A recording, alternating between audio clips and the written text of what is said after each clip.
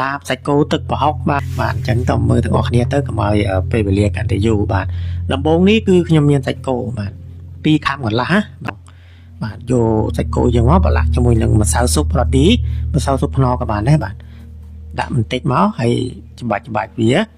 ក៏ប៉ុន្តែកុំភ្លេចទេបងប្អូនយើងបន្ថែមដោយប្រេងខ្យងបាទប្រេងខ្យងឬប្រេងគ្រប់បន្តិចផង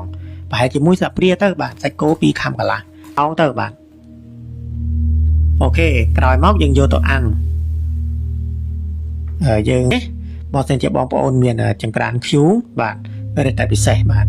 ហ្នឹងហើយយើងអាំងមកឲ្យឆ្អិនមកចំពោះបងប្អូនចូលចិត្តឆ្អិនប្រហែលជា70-80% ក៏បានដែរហ្នឹងហើយអូខេឥឡូវនេះខ្ញុំបានត្រៀមខាងមុខខ្ញុំរួចហើយបាទគ្រឿងក្រៅក្នុងការធ្វើហ្នឹងបងប្អូនមើលបដាទៅជីអីហ្នឹងខ្ញុំបានហាន់រួចហើយដូចជាជីរណាបាទដើមខ្ទឹម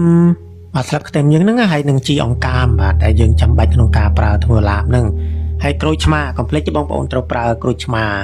ហ្នឹងហើយខ្ទឹមក្រហមមើមតូចក៏បានមើមធំក៏បានប្រើបានដូចគ្នាតែឈ្ងុយឆ្ងាញ់ម្ទេសខ្ញុំប្រើម្ទេសបុកបាទម្ទេសបុកហ្នឹងហើយទឹកប្រហុកបងប្អូនណាយើងយកទឹកប្រហុកបុកល្ហុងក៏បានយកទឹកប្រហុកយើងធម្មតាក៏បានបាទចាប់ឲ្យនៅឆ្អិនសិនមកបាទស្ករខ្ញុំប្រើស្ករត្នោត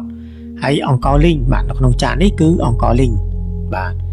ចំណែកសាច់គោដែលយើងបានអាំងហ្នឹងបាទទុកឲ្យត្រជាក់ទៅបន្ទាប់មកយើងយកមកហាន់វាបងប្អូនហ្នឹងហើយដឹងទុនឆ្ងាញ់ហ្មងបាទសាច់ឲ្យឆ្អិនក៏បានមិនឲ្យឆ្អិនក៏បានដូចគ្នាហ្នឹងធ្វើដាក់ចានហើយយើងយកទឹកប្រហុកដាក់ចូលមកបងប្អូនផងបើសិនប្រៃក៏ដាក់តិចមកប្រើទឹកត្រីក៏បានដែរបងប្អូនហើយស្ករខ្ញុំប្រើតិចទេប្រហែលជាមួយចុងស្លាបព្រាស្ករត្នោតមកចូលក្រូចឆ្មាចំពោះក្រូចឆ្មាវិញខ្ញុំប្រើប្រហែលជាមួយផ្លែហើយថែមមួយចំណិតទៀតហ្នឹងហើយបាទអូខេបន្តមកទៀតយើងប្រើម្ទេសហុយបាទឬក៏ម្ទេសបុកហ្នឹងបាទដាក់ទៅតាមបងប្អូនចូលចិត្តមកស្លាបព្រា2ស្លាបព្រាទៅបន្ថែមដោយអង្ករលីងផងដែរបាទអង្ករលីងយើងប្រើខ្ទឹមក្រហមហាន់មកស្ដើងមើមធំក៏បានមើមតូចក៏បាន